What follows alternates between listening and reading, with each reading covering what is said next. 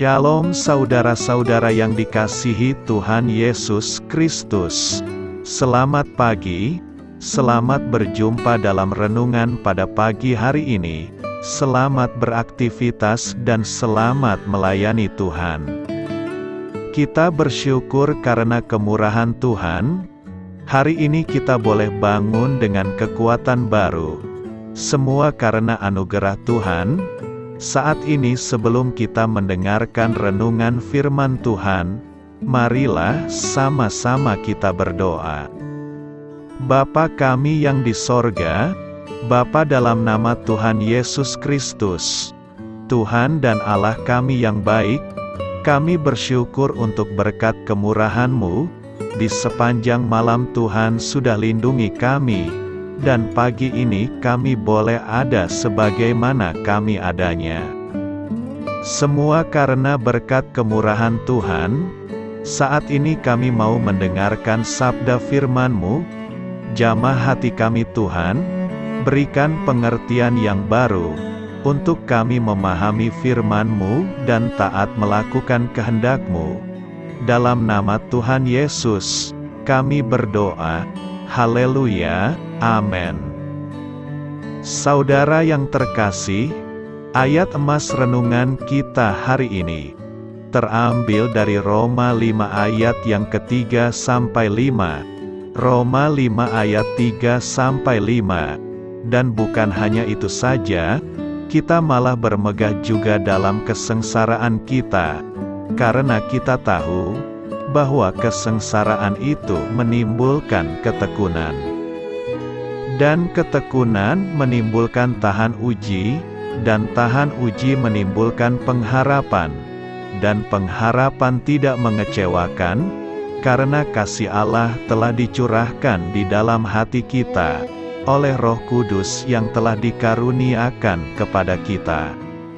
Sahabat suara kasih, judul renungan kita hari ini adalah Hidup Mengajarkan Banyak Hal, ditulis oleh Laura McCockle.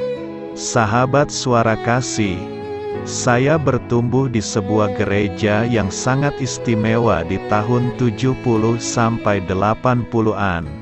Gereja non-denominasi, memiliki penyembahan tradisional dan nyanyian yang luar biasa, serta dihadiri dan dipimpin oleh banyak profesor dan mahasiswa seminari. Benih yang ditabur dalam hidup saya, mendatangkan pertumbuhan rohani bagi saya sekarang. Saya memanfaatkan apa yang telah saya pelajari, ketika bertumbuh melewati masa dewasa. Dari waktu ke waktu, saya membolak-balik kumpulan renungan, tentang perkataan yang dikumpulkan oleh pendeta saya. Beliau secara teratur merujuk pada prinsip-prinsip kehidupan dari mimbar. Dan hari ini, setiap kali saya mendengar prinsip atau khotbah, dengan konsep serupa yang dibawakan oleh orang lain, saya jadi ingat tentang khotbah yang beliau bawakan bertahun-tahun lalu. Dia sering berkata kepada saya, "Ini bagus untuk karaktermu," dan inilah cara dia menjelaskan lebih lanjut. Tuhan menggunakan rutinitas yang sulit, bahkan yang menyakitkan untuk mengembangkan kualitas dalam diri kita, seperti karakter Kristus yang tidak dapat dipelajari dengan cara lain. Ketika kita mulai melihat hidup kita dari perspektif ini, saat itulah kita berbelok.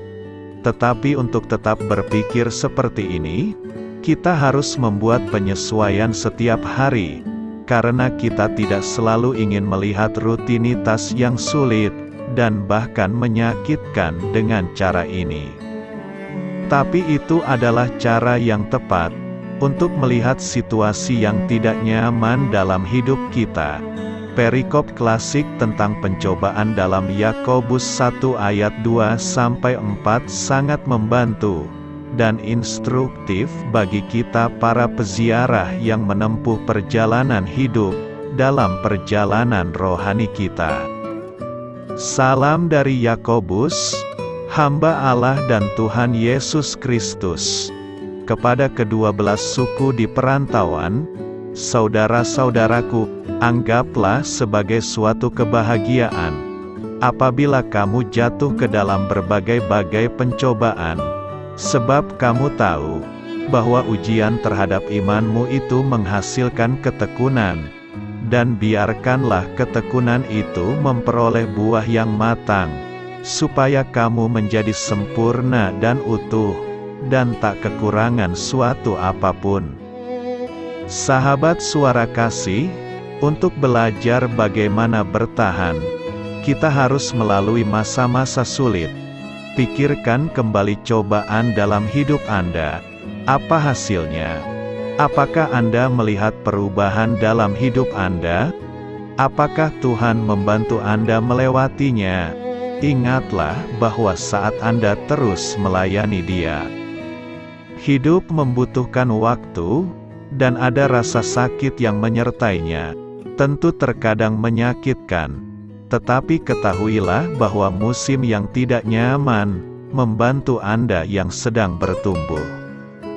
Marilah kita renungkan, ketika Anda masih kecil, Anda tidak memiliki folder file pengalaman hidup yang menonjol untuk diambil. Sekarang setelah Anda lebih tua, semoga Anda dapat melihat bagaimana Anda telah tumbuh lebih dekat dengan Tuhan, dan bagaimana Dia telah mengubah Anda. Ambil pelajaran dari masa lalu, saat Anda memilih untuk hidup dan berpikir secara berbeda hari ini. Amin. Tuhan Yesus memberkati.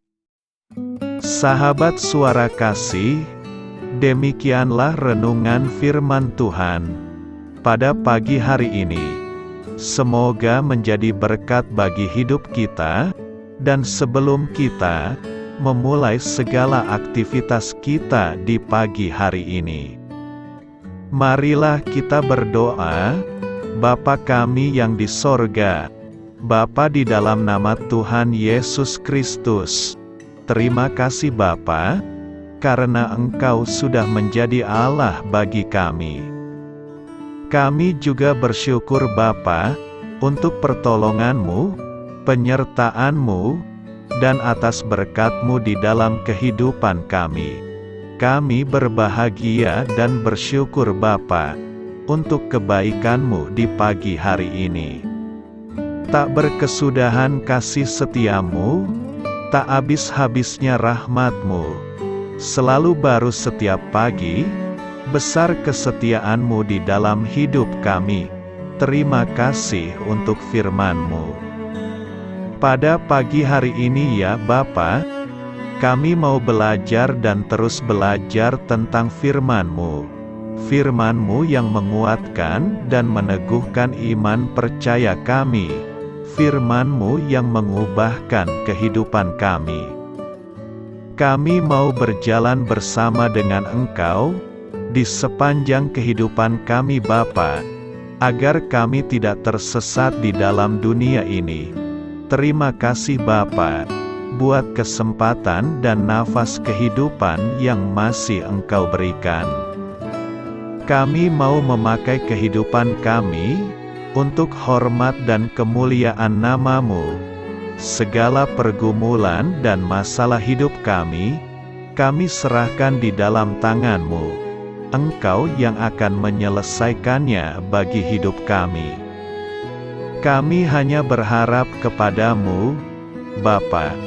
Hamba berdoa untuk saudara-saudara kami yang sudah mendengarkan renungan firman-Mu pada pagi hari ini, yang saat ini sedang mengalami sakit penyakit, pergumulan, masalah, kebutuhan ekonomi.